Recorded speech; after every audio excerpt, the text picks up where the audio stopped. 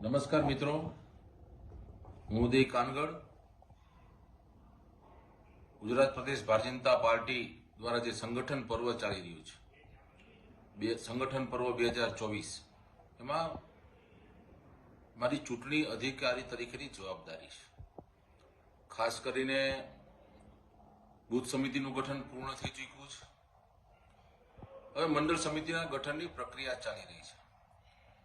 7 અને 8 તારીખે સમગ્ર ગુજરાતમાં 580 મંડળમાં જે તે કાર્યકર્તા મંડળના અધ્યક્ષ થવા ઈચ્છુક હોય તેઓના ફોર્મ ભરવાની પ્રક્રિયા ખૂબ સારી રીતે સમગ્ર ગુજરાતમાં ખૂબ ઉત્સાહભેર એક કામગીરી પૂર્ણ થઈ છે.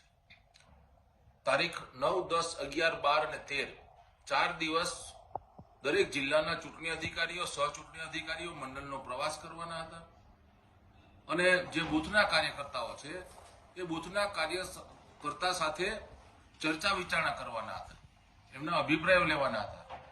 પરંતુ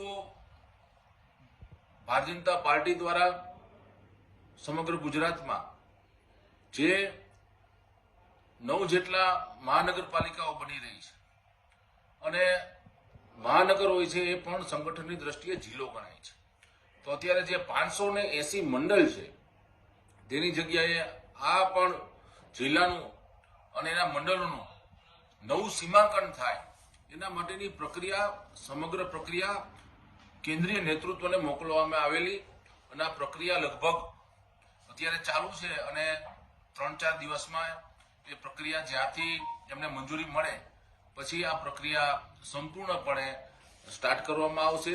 માત્ર 3-4 દિવસ પૂરતું જ આ સ્થગિત કરવામાં આવેલું, બીજું કોઈ પણ પ્રકારનું કન્ફ્યુઝન નથી. ખૂબ સારી રીતે સંગઠનનું મહાપર્વ ચાલી રહ્યું છે અને 25 તારીખ સુધીમાં ગુજરાતના તમામ મંડળના અધ્યક્ષો નક્કી થઈ જશે. એ પ્રમાણે અત્યારે જે કાંઈ સંગઠનની પ્રક્રિયા છે એ પ્રક્રિયા ચાલી રહી છે અને એના પછી જે કેન્દ્રમાંથી જે કાંઈ માર્ગદર્શન આવશે, ગાઈડલાઇન્સ આવશે, એ પ્રમાણે જિલ્લાના સંગઠનની પ્રક્રિયા પણ શરૂ કરવામાં આવશે. સૌને ધન્યવાદ. ભારત માતા કી જય. વંદે માતરમ.